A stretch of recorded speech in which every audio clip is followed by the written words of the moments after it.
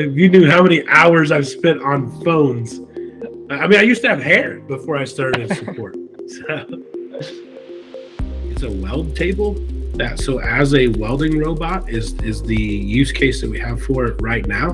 We've also talked about doing a lot of different things with it, but as of right now, we put a weldment fixture on here, and a welding robot will actually go around, and as it's welding and needs to position that table, we can position that table at 4 different positions.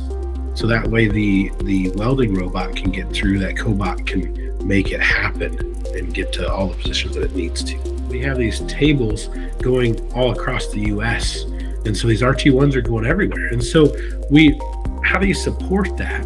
For me to jump on an airplane in Iowa and get to, let's say, North Carolina, well, that's a day of travel almost.